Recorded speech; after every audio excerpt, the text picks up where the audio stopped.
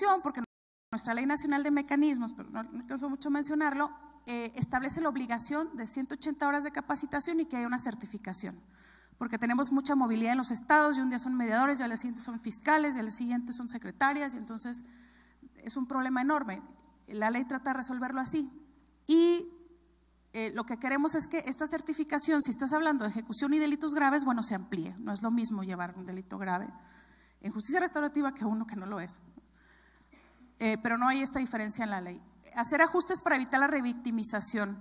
Se le da el mismo tratamiento a los delitos graves que a los no graves. Yo sé que está mal hablar de estos delitos graves, pero bueno, nosotros tenemos un catálogo de delitos de prisión preventiva oficiosa en la Constitución, entonces, que es un monumento al sistema inquisitivo, así que bueno, pues necesito facultad para hablar de ello, ¿no? Es decir, aquellos delitos como secuestro, violación, homicidio doloso, que para esto no lo invita el Tribunal de Juicio Oral, como lo establece la Ley de Ejecución, vaya, que sea el solicitud de la víctima, que tenga otra regulación distinta. Hicimos toda una propuesta de regulación desde sociedad civil y ampliar el panorama para que pueda aplicarse no solo a la Junta Restaurativa, que es muy comunitaria, en delitos graves, la reunión víctima-ofensor, la mediación penal, que es más privada, es más funcional, o ha sido más funcional en algunos casos. Y último, Código Nacional de Justicia para Adolescentes. Este código es quizá el más completo en cuestión de justicia restaurativa, es más completo que el Código Nacional de Procedimientos Penales. Los códigos de los estados, algunos traían un principio de justicia restaurativa, el código no lo trae.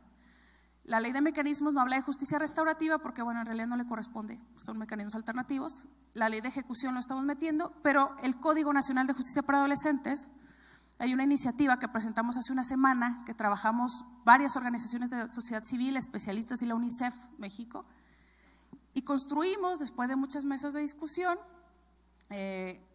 un código que tiene parte sustantiva, procesal, mecanismos, justicia restaurativa y ejecución. Es bastante amplia la propuesta. ¿Qué tiene en justicia restaurativa? Primero, un principio de justicia restaurativa, y esto sí va, y aquí respondo un poco la pregunta de los criterios de oportunidad.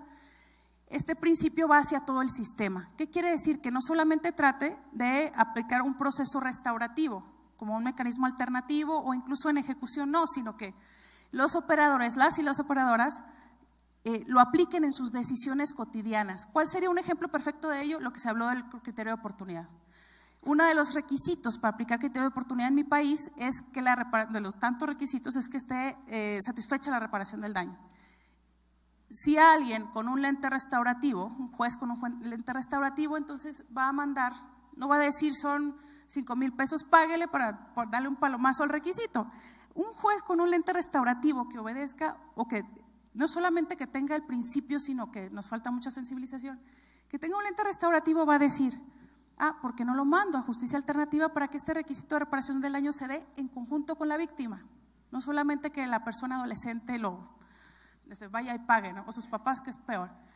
Entonces, un principio va hacia todo el proceso. Segundo, contiene mecanismos alternativos y soluciones alternas, pero los mecanismos alternativos no solamente habla de junta restaurativa, como la Ley de Mecanismos, sino reunión víctima, persona adolescente, yo le iba a poner víctima ofensor, pero los de la UNICEF casi me patean, junta restaurativa y círculos para ciertos casos, además de mediación. La conciliación no la estamos contemplando en el proyecto. Para nosotros conciliación es algo un poco más superficial y directivo, entonces no lo consideramos aplicar en adolescentes. Y último, justicia restaurativa en ejecución de la medida sancionadora. Entonces, que una vez que se ha terminado el caso, pero por supuesto que no tenga efectos hacia el sistema de justicia, es decir, que no le reduzcan la medida sancionadora ni tenga, digamos, alguna motivación adicional para ello, puede aplicarse un proceso restaurativo para buscar, sobre todo, gracias a que hablar de sanación, sobre todo si lo ponemos en una ley es complicado, pero sobre todo la restauración del tejido, cubrir esas necesidades de la víctima que la sentencia no cubrió, así como el reconocimiento y atender las causas del delito cometido por el adolescente. ¿Cómo va nuestra implementación? Tenemos 8 estados, en materia federal, 8 estados que ya entraron, los tienen ahí en el mapa. Este 30 de noviembre entran otros 7, en febrero entran otros 9 y el resto entran en junio. ¿Y qué tenemos? Y es la principal queja de sociedad civil para la Procuraduría General de la República, no tiene órgano de mecanismos alternativos. Ha nombrado un facilitador por estado. Pero ya, bueno, ya nos hemos quejado tanto que parece que ya van a abrir el órgano. Y segundo, en los estados ellos ya tienen construidos varios, 28 tienen ya justicia alternativa en fiscalía, 26 tienen ya en sede judicial, pero algunos no la materia penal. Quienes tienen la obligación de tenerlo son fiscalías. Estamos entonces en el proceso de terminar de certificar y capacitar y certificar a las personas que van a empezar como facilitadores, que una de las ventajas de la reforma es que ya se entendió que no puede conciliar cualquier persona así nada más, sino que necesitas un perfil y necesitas una capacitación, y entre más práctica sea mejor. Ya me comí todo el tiempo, me odias, pero gracias. No.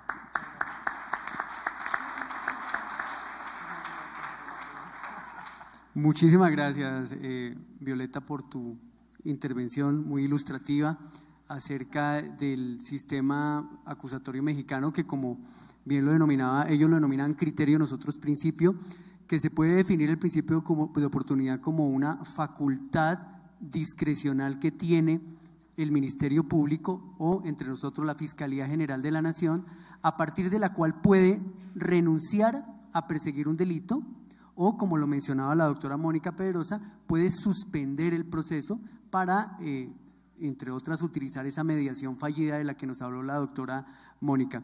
Quisiéramos conocer, doctor Leonel González, pues la experiencia en estos temas en Argentina, por favor. Muchísimas gracias y bienvenido.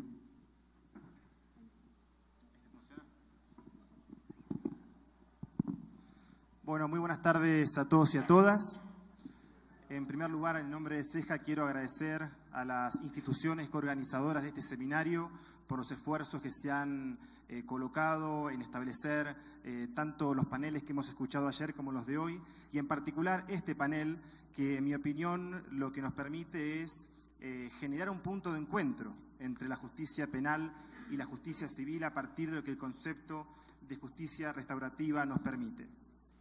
Como punto de partida me gustaría comenzar trabajando esta idea de la justicia restaurativa, es decir, un concepto del cual se ha hablado mucho, que se ha trabajado incluso profundamente en estos días desde el ámbito no penal, y en mi opinión me parece muy importante trabajarlo de forma interrelacionada. En mi opinión, este concepto, que como teoría de la justicia restaurativa nos permite pensar en la reparación del daño causado por una conducta, es aplicable tanto en materia penal como no penal, y en definitiva lo que nos permite es reconocer la existencia del conflicto, es decir, un concepto que nos traslada a otra idea que tiene que ver con la gestión de la conflictividad.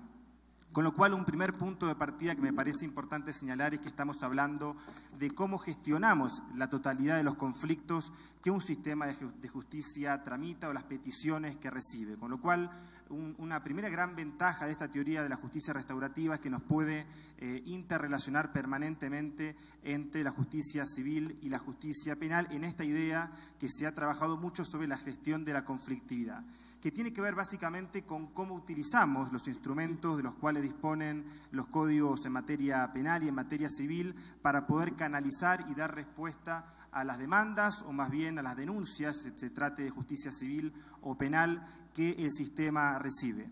Allí encontrarán ustedes en el PowerPoint un intento de lo que significa la gestión del conflicto y cuáles son los instrumentos que uno podría tener tanto en materia penal como en materia civil. Allí contamos con herramientas que incluso han mencionado Violeta y Mónica recién, sobre la suspensión del juicio a prueba o del procedimiento a prueba según cómo lo regule cada legislación, la mediación, la conciliación, en fin, los mecanismos que hemos mencionado en estos días y que incluso ayer por la mañana en el panel inaugural mencionaban también sobre el estudio que desde CEJA realizamos en los últimos 3 años.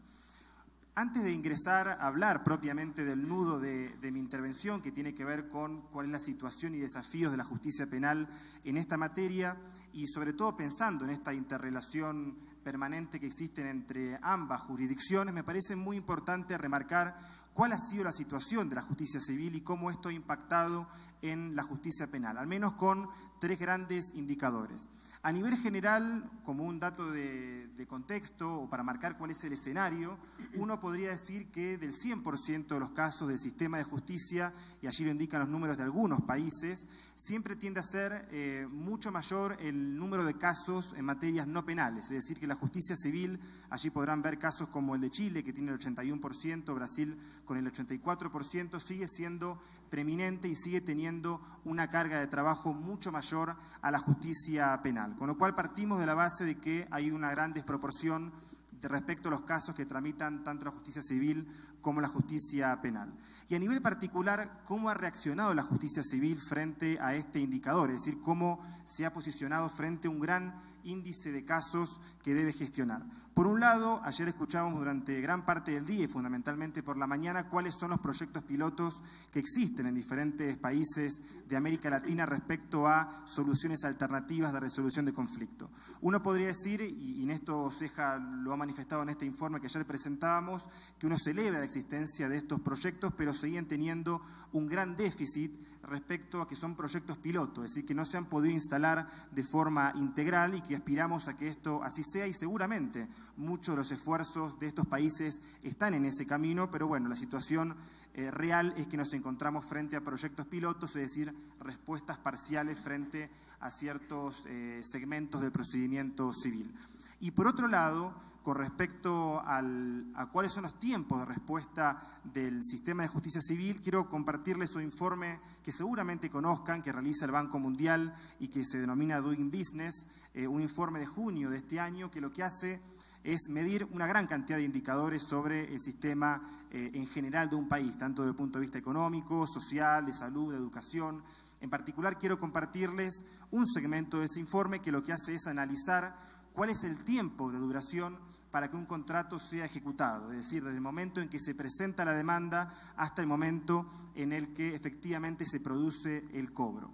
Allí ustedes verán, y he remarcado en color verde, los dos extremos, es decir, en el caso de México con 389 días de duración y en el caso de Guatemala con más de 1.400 días. Luego en el medio encontrarán cada uno de ustedes la situación de los demás países de América Latina junto al costo asociado a ese proceso y junto al índice de calidad de los procedimientos judiciales, que es un indicador que este informe ha incluido en este año. Me quiero concentrar en el punto del tiempo, es decir, si bien es un indicador muy concreto, me parece muy ejemplificativo y muy gráfico sobre el funcionamiento de la reforma civil, o más bien de la justicia civil en América Latina, y 5 años en América Latina, ha tenido que recibir muchos de esos conflictos que en la justicia civil no se podían solucionar o que no encontraban una respuesta pronta y eficaz, como recién hemos visto. Y esto ha llevado, por ejemplo, y en esto me parece lo más gráfico, que muchos códigos de procedimiento penal han regulado la acción civil dentro de sus propios códigos. En esto hay diferentes visiones sobre si es una regulación correcta o no.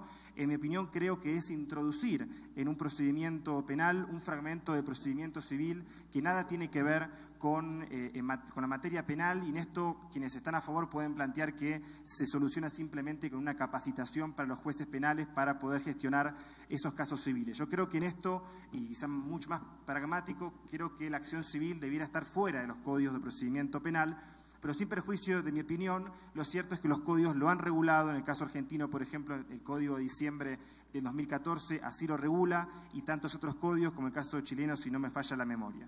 Con lo cual, el indicador que encontramos es que en esta interrelación entre la justicia penal y la justicia civil, desde el punto de vista de la gestión de la conflictividad, ha existido un gran desbalance y existe un desequilibrio entre cómo la justicia civil puede gestionar sus casos y cómo la justicia penal ha recibido esa inactividad o esa falta de crítica sobre cómo funciona el procedimiento civil.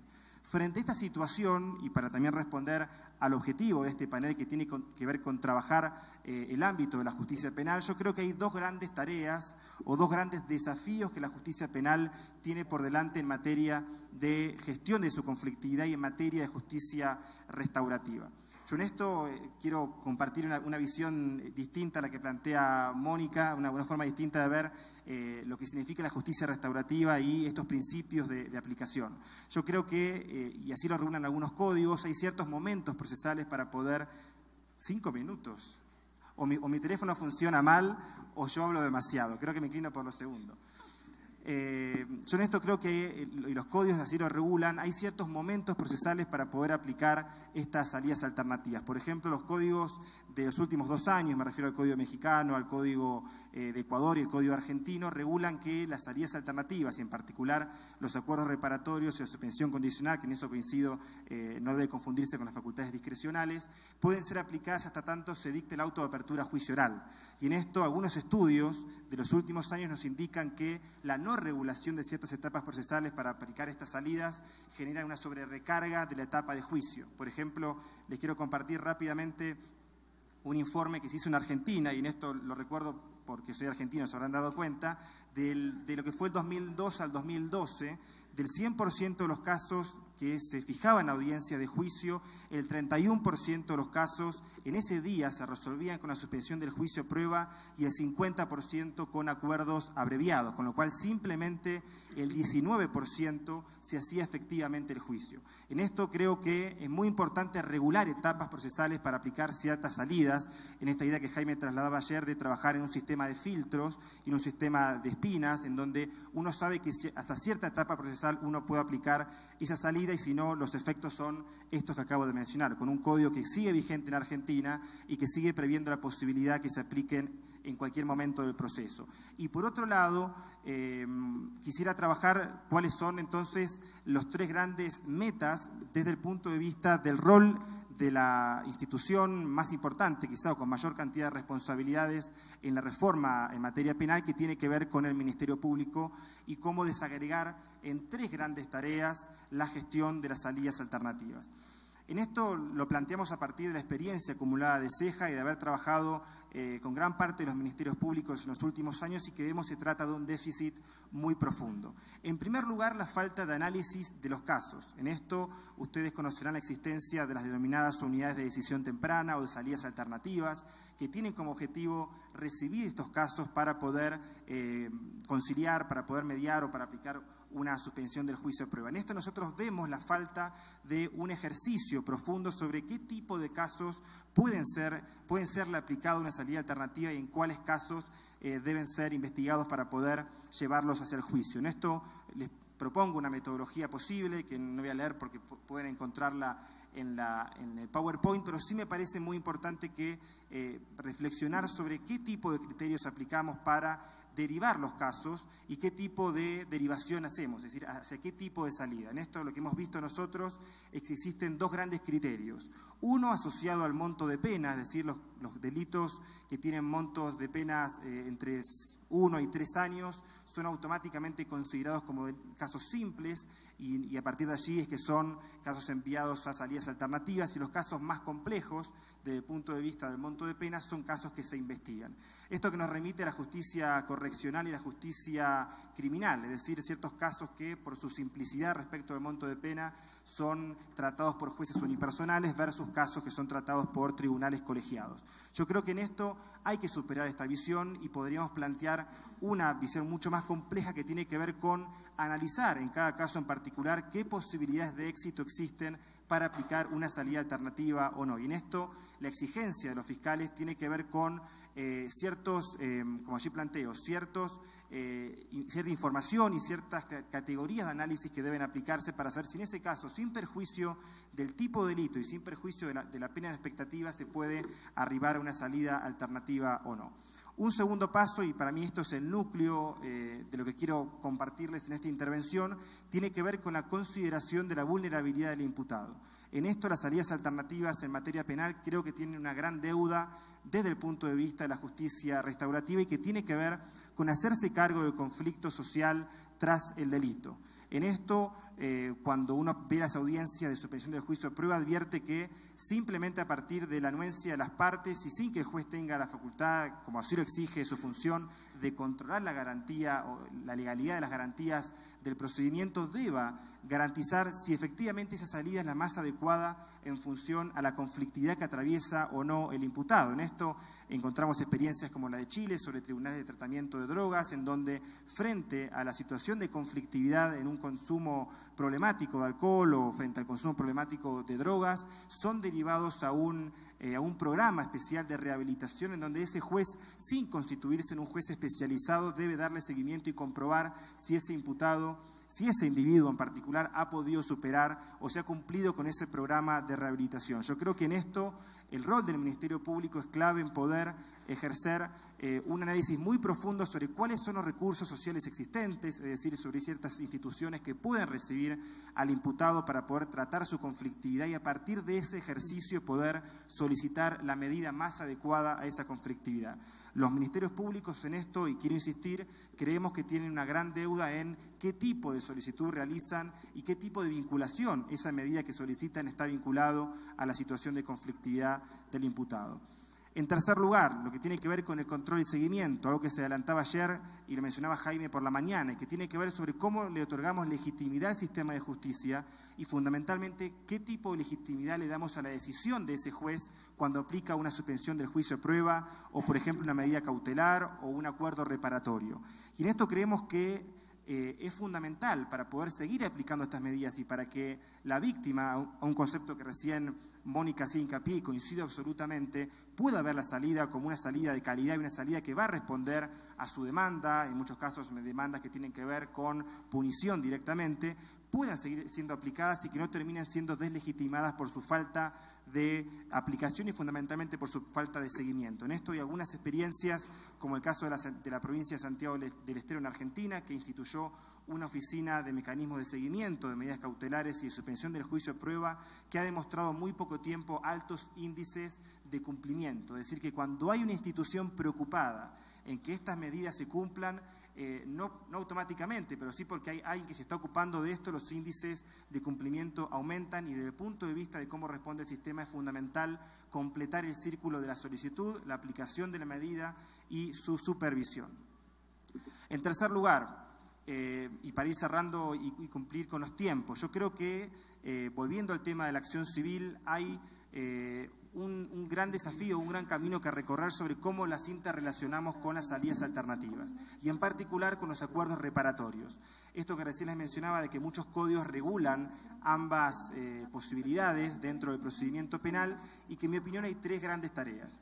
La primera que tiene que ver con impedir que la reparación, o mejor dicho, que la reparación impida que se opere civilmente la indemnización. Esto que en muchos casos vemos que si bien se aplica un acuerdo reparatorio, al mismo tiempo se inicia un procedimiento penal por una acción civil. Es decir, en esto no tiene tanto que ver la regulación del código, pero sí cómo operan las partes en el procedimiento para impedir que si se ha llegado a un acuerdo reparatorio no se vuelva a iniciar un procedimiento para que se aplique una acción civil. Yo creo que en esto tiene mucho más que ver la proactividad de las partes que la regulación de los códigos, que nada dicen sobre esto. Luego, algo muy similar, es decir, que no haya otra intervención, es decir, una nulidad o una modificación a través de una acción civil cuando se está discutiendo un acuerdo reparatorio, que esto es muy común, cuando estamos discutiendo la posibilidad de una medida reparatoria, para poder cuestionar ese tipo de medida reparatoria se suele iniciar una acción civil, con lo cual debería también ejercer, sobre todo el juez que sea de garantías o juez de cumplimiento, en el caso de Panamá, que tiene a su cargo esta función, impedir que se inicie una acción civil al mismo tiempo. Y en último lugar, que el efecto debiera ser simplemente relativo a la víctima que intervino en este acuerdo y no hacerlo extensivo al resto de las víctimas que están implicadas. Yo creo que en esto tiene mucho más que ver cuál es el rol de las partes, algo que Ceja ha insistido mucho en los últimos años, y es que abandonemos la visión simplemente legal y cómo están regulados los códigos y que avancemos a interpretar esos códigos en clave de oralidad y en clave de sistema acusatorio o en sistema de oralidad, se trate de justicia civil o de justicia penal. Muy bien, quería compartirles estas reflexiones para que podamos abrir el debate y sobre todo pensar en un paso más adelante simplemente como gestión de la conflictividad y no simplemente como sistemas aislados tanto en materia civil como en materia penal. Muchas gracias y que tengan todos muy buenas tardes. Muchísimas gracias. Leonel, muy amable. Aprovechando todavía el tiempo que tenemos acá, la doctora Mónica Pedrosa, quisiera preguntarle si usted cree, a partir de la exposición que nos hizo y con la problemática que ha tenido en Colombia la justicia de adolescentes, la aplicación del Código de la Infancia y la Adolescencia, si cree que deberíamos establecer algunas diferencias, por ejemplo, en la mediación penal respecto de la justicia de precisamente adolescentes y la justicia de los adultos. Bueno, yo creo que no solamente es deseable, sino que quisiera poder trabajar en hacer esa diferencia. Los adolescentes, para los adultos, el sistema, la aplicación de la mediación tiene unas condiciones restrictivas. El delito puede ser o no querellable, pero el límite inferior de la pena no puede ser superior a 5 años. Teniendo en cuenta nuestra tasa de reincidencia, teniendo en cuenta las causales de agravación por efecto de la violencia en que se cometen los delitos, digamos que es usual que este límite inferior sea rebasado pese a que se trate de criminalidad no grave, situación que acontece de manera equivalente en adultos y en adolescentes. Pero aquí, para efectos de la diferencia, yo creo que es importante tener en cuenta algo. El proceso penal tiene no solamente unos costos para el Estado y para la ciudadanía, sino que tiene también unas consecuencias para el adolescente. Si bien la expectativa de la captura y de la presentación frente al fiscal y frente al juez está orientada a generar una disuasión, un temor de no tener que volver allí, una vez que esa experiencia se supera en la primera oportunidad, el adolescente genera una suerte de tranquilidad frente al escenario y ya en adelante no tiene ningún sentido o ningún temor el ser capturado y presenciar el proceso penal. En esa medida, otras latitudes han considerado, en particular es importante el tema de Inglaterra, en el que quien en realidad aplica el principio de oportunidad es el policía al momento de la captura, pero no lo hace de manera automática y deliberada, sino que esa suspensión de la acción penal, en este caso de la persecución, está íntimamente ligada a la generación de un proceso, además en este caso de carácter social, con efectos jurídicos, y es la realización de las audiencias de mediación penal.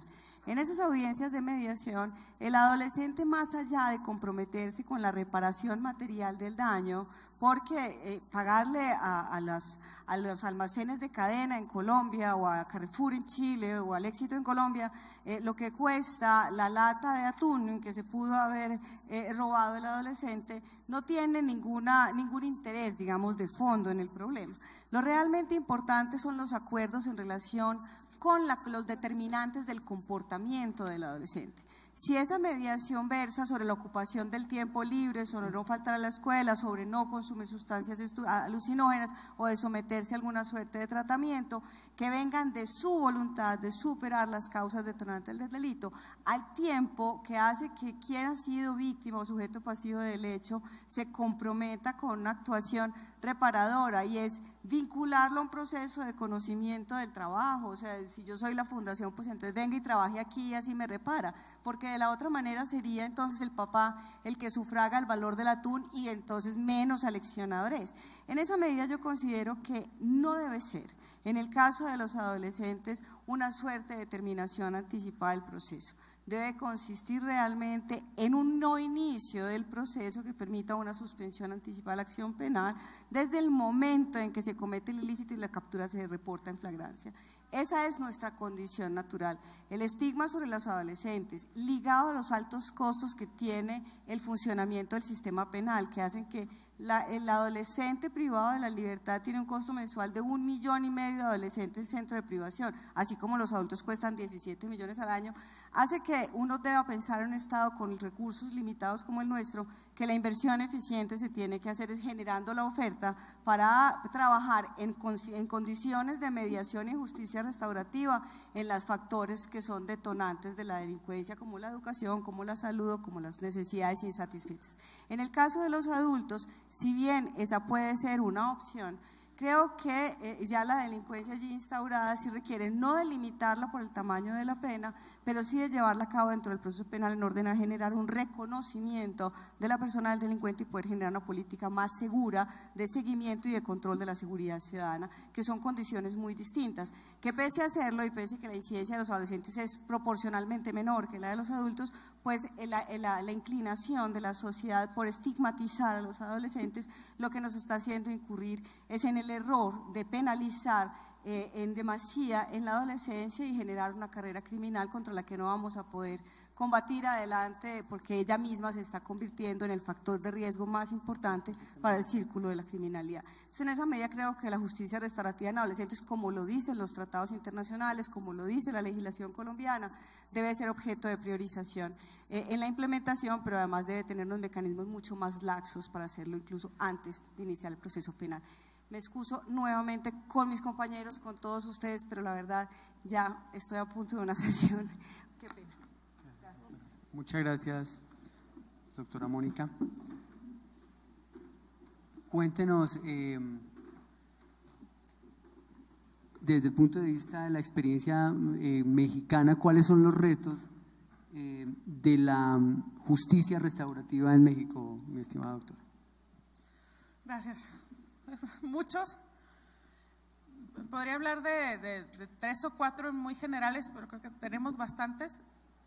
Y lo tranquilizador y lo bonito de estos espacios es que mientras nos desgarramos las vestiduras allá de por qué no se entiende, ya veo que creo que en otros países tenemos los mismos problemas, así que ya no me siento mejor. Bueno, primero, sí, porque puede haber más colaboración para que podamos resolverlo. Primero, yo creo que el ajustarnos, cumplir nuestro plazo constitucional para la Ley Nacional de Mecanismos y el Código Nacional, 18 de junio del 2016. En esa fecha ya tienen que estar capacitados y certificados todos los primeros facilitadores y no hemos logrado desde Cooperación y Sociedad Civil que tribunales y procuradurías se unan para hacer lineamientos únicos y programas de capacitación únicos. Entonces los fondos de cooperación, los cursos que ofrecemos y tal, se parten en dos porque los lineamientos no son los mismos, ¿no? Ya las procuradurías ya realmente se están uniendo los directores y están siendo muy abiertos. Espero que con los tribunales pase pronto lo mismo porque no está siendo así. Segundo, la sensibilización de las y los operadores del sistema.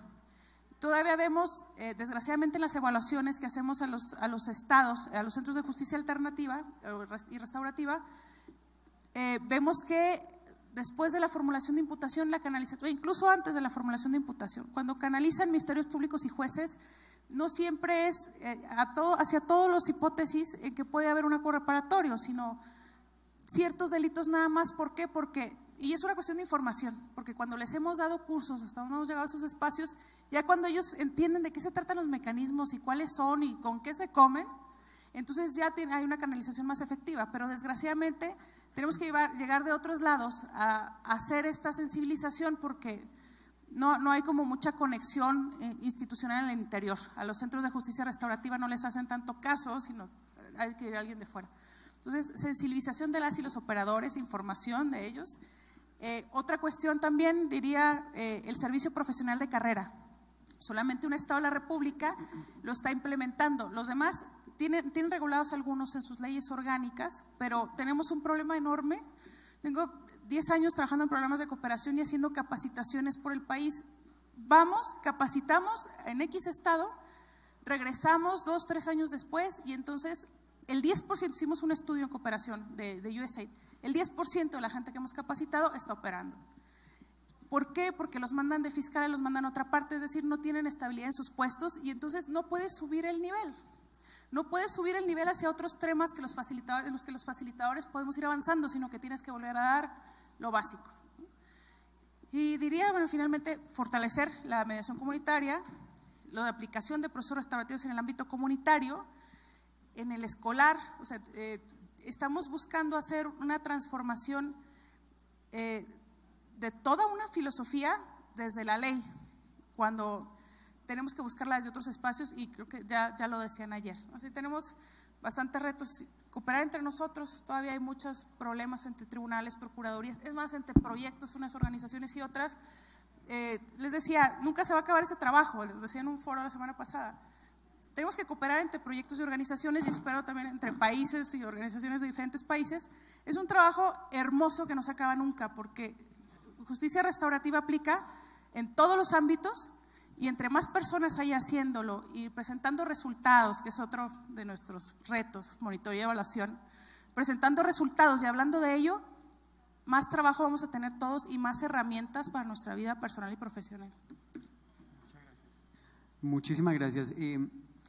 Me llama la atención, Leonel, sobre un tema que planteó y es, ha habido una discusión que se dio en los años 80 en Estados Unidos sobre la relación entre la acción penal y la civil action o la acción civil, porque en el sistema norteamericano no se permite que la víctima participe como parte en el proceso.